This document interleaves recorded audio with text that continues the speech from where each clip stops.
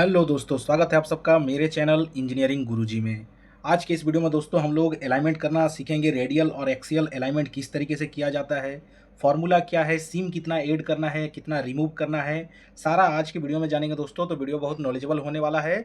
अगर चैनल में नए हैं और इस वीडियो को पहली बार देख रहे हैं तो अभी तुरंत चैनल को सब्सक्राइब कर लीजिए, साथ ही बेल आइकन को प्रेस कर दीजिए, जिससे आप लोगों को रेगुलर नोटिफिकेशन मिलते रहेगा दोस्तों।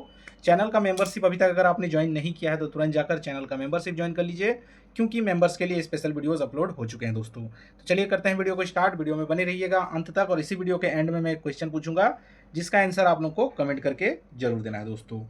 अलाइनमेंट करते समय दोस्तों दो मोमेंट को चेक करना पड़ता है। एक वर्टिकल मोमेंट, यहाँ पे देखिए मैंने लिख दिया है, दूसरा हॉरिजेंटल मोमेंट। आज के इस वीडियो में दोस्तों हम लोग वर्टिकल मोमेंट को समझेंगे, नेक्स्ट वीडियो में हम लोग हॉरिजेंटल मोमेंट को समझेंगे दोस्तों। वर्टिकल मोमेंट मतलब क्या होता है दोस्तों, घड़ी के कांटे में जैसे आप देखिएगा 6 o'clock एंड 12 o'clock जो पोजीशन रहता है दोस्तों, उसको वर्टिकल मोमेंट बोला जाता है दोस्तों। हॉरिजेंटल मोमेंट में क्या होता है, 3 o'clock और 9 o'clock का जो मोमेंट रहता है उसको हॉरिजेंटल मोमेंट बोला जाता है। अब फॉर्मूला क्या है, क्या क्या मेजरमेंट आप लोगों को लेना पड़ता है, क्या क्या डायमेंशन आपको लिख कर रखना पड़ता है, सारा अभी हम लोग जानते हैं दोस्तों। जब भी आप लोगों को अलाइनमेंट करना है दोस्तों, अलाइनमेंट के लिए इस तरीके का आपको दो डायल इंडिकेटर का जरूरत पड़ेगा। एक एक्सियल में लगाना पड़ेगा, जिसको कि फेस डायल इंडिकेटर भी बोलते हैं, बहुत सारे एक्सियल डायल इंडिकेटर भी बोलते हैं, तो इस पर कंफ्यूज नहीं होना है दोस्तों।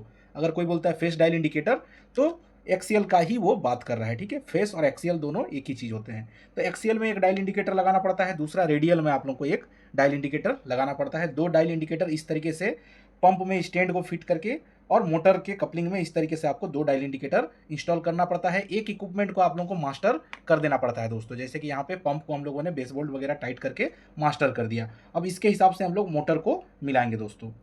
इस तरीके से स्टैंड लगाकर आपने दो डायल इंडिकेटर सेट कर लिया। वर्टिकल मोमेंट में एक दिक्कत क्या आता है दोस्तों, आप लोगों को बारसेक निकालना पड़ता है। बारसेक किस तरीके से निकाला जाता है वो भी वीडियो आप लोगों को प्लेलिस्ट में मिल जाएगा। ऑल अलाइनमेंट वीडियोस के प्लेलिस्ट चेक कर लीजिएगा, वहाँ पे आप लोग देख सकते हैं कि किस तरीके से बारसेक निकाला जाता है।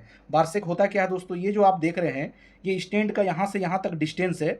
ये डिस्टेंस जब हम लोग 12 o'clock से 6 o'clock की ओर घुमाएंगे कपलिंग को, तो ये जो देख रहे हैं दोस्तों स्टैंड, वो हल्का सा इस तरीके से झुकेगा, डायल इंडिकेटर को लेकर और हल्का सा झुकेगा दोस्तों, तो उसी को बारसेक बोला जाता है। कितना झुक रहा है, कितना रीडिंग आ रहा है, अगर वो नहीं पता रहेगा तो एक्चुअल रीडिंग आपको नहीं मिलेगा दोस्तों, रीडिंग आपको गलत मिल जाएगा। तो वर्टिकल मोमेंट को मिलाते समय आप लोगों को बारसेक निकालना पड़ता है, हॉरिजॉन्टल मोमेंट में जरूरत नहीं पड़ता है दोस्तों।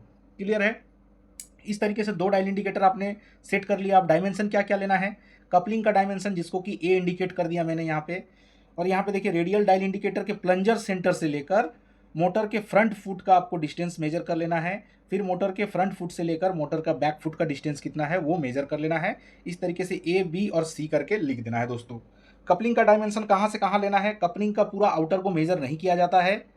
जहां पर एक्सियल का डायल इंडिकेटर का नीडल टच करेगा और कपलिंग के फ्रंट में एक सर्कल बनेगा दोस्तों, उसी सर्कल का डायमेंशन लेना है कितना आता है। कपलिंग का आउटर का मेजरमेंट नहीं लेना है, इससे फॉर्मूला गड़बड़ हो जाएगा दोस्तों, आपको एक्यूरेट रीडिंग नहीं मिल पाएगा। ध्यान से सुनना है और ध्यान देना है वीडियो में, स्किप करके अगर देखिएगा तो आपको कुछ समझ में नहीं आएगा दोस्तों।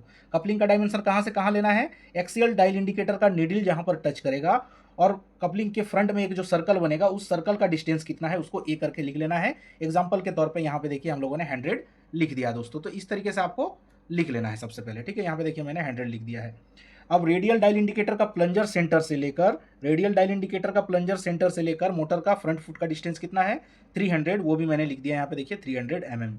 सी का क्या होता है दोस्तों, मोटर के फ्रंट फुट से लेकर मोटर का बैक फुट का डिस्टेंस कितना है, मैंने यहाँ पे लिख दिया सी, ठीक है। अब ये तीन डायमेंशन तो आप मेजर करके लिख लीजिएगा। अब आपको एक्सियल डायल इंडिकेटर का रीडिंग और रेडियल डायल इंडिकेटर का रीडिंग आपको निकालना पड़ेगा दोस्तों। निकालने के लिए क्या करना पड़ेगा दोस्तों, निकालने के लिए डायल इंडिकेटर को सेट कर लेना है। सबसे पहले सेट करने का प्रोसेस क्या है, स्मॉल डायल में 3 mm से लेकर 5 mm का लोड डालकर और आपको सेट करना है दोस्तों। जीरो पे रख के नहीं सेट कर देना है, ऐसे जीरो पे रख के और आपको सेट नहीं करना है, ये ध्यान देना है। 3 mm से लेकर 5 mm तक का लोड डालना है, जिससे कि आपको माइनस और प्लस दोनों का ही रीडिंग शो करेगा। आपने अगर जीरो रख दिया तो क्या होगा दोस्तों, आपको एक तरफ का रीडिंग बताएगा, प्लस का माइनस का रीडिंग आपको नहीं बताएगा। आपने सेट कर लिया, 5 mm का लोड डाल दिया रेडियल वाले डायल इंडिकेटर में भी और एक्सियल वाले डायल इंडिकेटर में भी। अब आपको क्या करना है, इसको 6 o'clock में लाकर जीरो सेट कर देना है। यहाँ पे देखिए मैंने दोनों का कॉलम बना दिया, ये एक्स लिखा हुआ है, यहाँ पर आप इसको फेस भी लिख सकते हैं, फेस डायल इंडिकेटर और रेडियल डायल इंडिकेटर, ठीक है। अब यहाँ पे फेस वाले में आपको जीरो सेट करना है और रेडियल वाले में क्या करना है, जो बारसेक का रीडिंग आएगा उसको बॉटम की ओर में सेट करना है 6 o'clock में। ऐसे रेडियल वाले डायल इंडिकेटर को इस तरीके से आपको क्या करना है, लोड डाल देना है। लोड डालने के बाद यहाँ पे देखिए -0.5 है, आपने 5 mm का लोड डाला। सबसे पहले 5 mm का आपने लोड डाला। लोड डालने के बाद इसको जीरो में नहीं सेट करना है, जीरो में नहीं सेट करके आपको माइनस यहाँ पे देखिए 0.05 -0.05 दिख रहा होगा, -0.05 में आपको सेट कर देना है दोस्तों। और जो एक्सियल वाला डायल इंडिकेटर है उसको सेट करके और जीरो पे सेट कर देना है, ठीक है, लोड डाल के और आपको जीरो पे सेट कर देना है। अब दोनों डायल इंडिकेटर को आपने बॉटम की ओर रखा। अब धीरे धीरे आपको क्लॉकवाइज दोनों कपलिंग को घुमाना है, कंफ्यूज नहीं होना है। दोनों कपलिंग एक साथ घूमेगा दोस्तों, एक कपलिंग नहीं घूमेगा। दोनों ही कपलिंग को 6 o'clock से घुमाते हुए आपको 12 o'clock की ओर लेकर जाना है दोस्तों, ठीक है। जैसे कि डायल इंडिकेटर इस तरीके से सेट है, आपको धीरे धीरे कपलिंग को घुमाते हुए 12 o'clock में लेकर जाना है। और 12 o'clock में रीडिंग कितना आ रहा है आपको वो लिख कर रखना है दोस्तों। जैसे कि मैंने क्या किया, यहाँ पे देखिए फेस डायल इंडिकेटर में बॉटम में 0 सेट किया, रेडियल में -0.05 सेट किया। अब इसको 6 o'clock से 12 o'clock की ओर लेकर गए तो रीडिंग कितना आया, एक्सियल डायल इंडिकेटर में आप लोगों को रीडिंग देखने को मिल रहा है +0.5 आया एक्सियल डायल इंडिकेटर में। रेडियल डायल इंडिकेटर में कितना रीडिंग आया, +0.8 रेडियल डायल इंडिकेटर में आया। तो दोनों का रीडिंग आपको इस तरीके से लिख लेना है दोस्तों। अभी आपके पास 5 रीडिंग है। क्या क्या रीडिंग है, कपलिंग का डायमेंशन, रेडियल डायल इंडिकेटर के प्लंजर सेंटर से लेकर मोटर का फ्रंट फुट का डिस्टेंस, और मोटर का फ्रंट फुट से लेकर मोटर के बैक फुट का डिस्टेंस। साथ ही आपको एक्सियल डायल इंडिकेटर का रीडिंग मिल गया और रेडियल डायल इंडिकेटर का रीडिंग भी मिल गया। अब ये रीडिंग लेने के बाद आपको फॉर्मूले में जाना पड़ेगा दोस्तों। ये रीडिंग तो आपको मिल गया, ये रीडिंग को डायरी में नोट करना है। बिना डायरी का अलाइनमेंट नहीं करना है दोस्तों, अलाइनमेंट करने में टाइम लगता है, हड़बड़ाना नहीं है अलाइनमेंट करते समय, नहीं तो बहुत ज़्यादा गड़बड़ हो जाता है दोस्तों। अब ये सारे रीडिंग को आपको डायरी में नोट कर लेना है। नोट करने के बाद आपको फॉर्मूले में आना है। देखिए यहाँ पे मैंने जो जो रीडिंग आया था उसको लिख दिया। रेडियल डायल इंडिकेटर का कितना आया था, +0.8, और एक्सियल डायल इंडिकेटर का आया था +0.5 mm। अब फॉर्मूला क्या है यहाँ पे देख लीजिए। फॉर्मूला है दोस्तों फ्रंट फुट वर्टिकल के लिए, यहाँ पे देखिए एफ भी मैंने लिख दिया है, front foot vertical. Front foot vertical का फॉर्मूला क्या है, AX भागा A Guna B + R/2। AX की जगह आप F भी लिख सकते हैं, F भागा A, मतलब फेस डायल इंडिकेटर का मैं बात कर रहा हूँ। यहाँ पे देखिए AX भागा A गुना B + R/2, ये फॉर्मूला है फ्रंट फुट वर्टिकल के लिए। अब AX मतलब एक्सियल डायल इंडिकेटर का रीडिंग कितना है वो हम लोग लिख देंगे, +0.5 भागा 100। ए कितना है दोस्तों, ए का डायमेंशन, कपलिंग का डायमेंशन 100 था तो हम लोगों ने 100 लिख दिया। गुना कर देना है, बी का डायमेंशन कितना था, 300, यहाँ पे देखिए मैंने लिखा हुआ है, तो 300 हमने यहाँ पे लिख दिया दोस्तों। अब प्लस यहाँ पे कर लेंगे R/2। आर का रीडिंग कितना था रेडियल डायल इंडिकेटर का, +0.8, यहाँ पे देखिए मैंने लिख दिया, भागा 2 कर देना है। अब आपको क्या करना है दोस्तों, +0.5 भागा 100 जब कीजिएगा तो आंसर कितना आ जाएगा, +0.005। यहाँ पे गुना नीचे कर दीजिए, 300 को नीचे कर दीजिए। प्लस प्लस क्या होता है दोस्तों, प्लस प्लस प्लस होता है, ठीक है। प्लस प्लस क्या होता है, प्लस माइनस क्या होता है, ये आपको पता होना चाहिए। माइनस माइनस क्या होता है, तो यहाँ पे देखिए प्लस प्लस क्या होता है दोस्तों, प्लस होता है, तो हम लोगों ने यहाँ पे प्लस लिख दिया। अब 0.8 भागा 2 कीजिएगा तो आंसर कितना आ जाएगा, 0.4। अब ये दोनों को जब आप मल्टीप्लाई कीजिएगा दोस्तों, 0.005 मल्टीप्लाई 300, तो आंसर आ जाएगा 1.5। प्लस को आपको नीचे कर लेना है, ये वाले प्लस को भी नीचे करके, और 0.4 को आपको नीचे लिख देना है दोस्तों। अब यहाँ पे क्या होता है, प्लस प्लस क्या होता है दोस्तों, प्लस हो जाता है। तो आपको 1.5 + 0.4 जब कीजिएगा तो आंसर कितना आ जाएगा दोस्तों, फ्रंट फुट के लिए आंसर आ जाएगा +1.9 mm। कितना आ जाएगा, +1.9 mm आ जाता है दोस्तों। क्लियर है। अब हम लोग सेम बैक फुट का भी आंसर निकाल लेते हैं कितना होता है, उसके बाद जानेंगे सीम डालना है या सीम ऐड करना है। बैक फुट के लिए क्या है दोस्तों, यहाँ पे देखिए back foot vertical. Back foot vertical का फॉर्मूला क्या होता है दोस्तों, AX भागा A Guna B + C + R/2।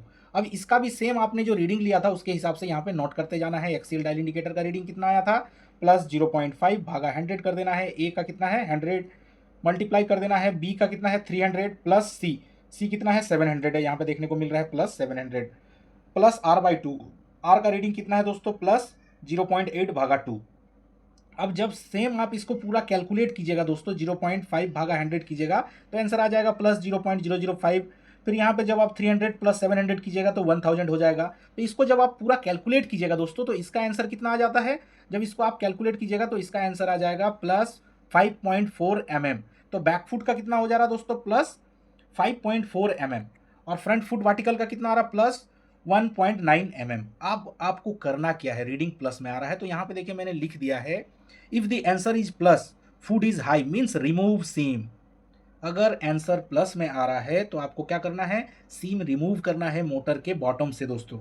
हम लोग वर्टिकल मोमेंट को अभी चेक कर रहे हैं तो उस कंडीशन में सीम डालना पड़ता है मोटर के बेस के नीचे में, आपको सीम डालना पड़ सकता है मोटर के बेस के नीचे में, या तो रिमूव करना पड़ सकता है।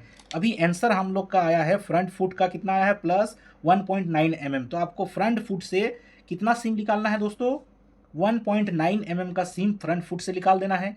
दोनों तरफ से यहाँ पे आपको ड्राइंग में एक साइड दिख रहा है मोटर के 4 बेस बोल्ट लगे हुए रहते हैं, तो फ्रंट का जो 2 बेस बोल्ट रहता है दोस्तों, वहाँ से आप लोगों को कितना निकालना है, 1.9 mm का दोनों बेस बोल्ट से निकाल लेना है फ्रंट का। सेम आपको बैक का क्या करना है दोस्तों, बैक का भी आंसर यहाँ पे प्लस में आया है, तो इसका भी आपको सीम रिमूव करना पड़ेगा दोस्तों। तो बैक फुट से हम लोग कितना सीम रिमूव करेंगे, 5.4 mm का बैक फुट से सीम रिमूव करेंगे। दोनों साइड का बैक फुट का जो बोल्ट है उसको लूज करना है, और आपको कितना सीम निकालना है, 5.4 mm का सीम आपको बाहर निकाल देना है दोस्तों। जब आप दोनों का सीम जो आंसर आया है उतना सीम आप बाहर निकाल दीजिएगा, तो वर्टिकल जो मोमेंट है दोस्तों वो एक्यूरेट हो जाएगा। इस तरीके से आप लोग आसानी से वर्टिकल मोमेंट को मिला सकते हैं दोस्तों।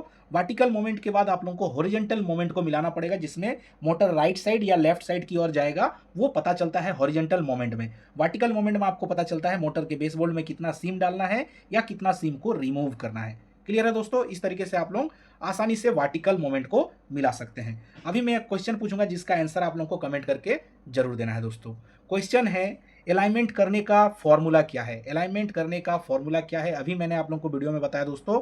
अगर आपने वीडियो को अच्छी तरीके से वॉच किया है तो कमेंट करके जरूर बताइएगा वर्टिकल मोमेंट को मिलाने का अलाइनमेंट का फॉर्मूला क्या है, ये आप लोगों को कमेंट करके जरूर बताना है। वीडियो कैसा लगा ये भी कमेंट करके जरूर बताइएगा। अगर इस वीडियो से आपको कुछ भी अच्छा सीखने मिला, नॉलेज मिला, तो अभी तुरंत चैनल को सब्सक्राइब कर लीजिए, साथ ही बेल आइकन को प्रेस कर दीजिए, जिससे आप लोगों को रेगुलर नोटिफिकेशन मिलते रहेगा दोस्तों।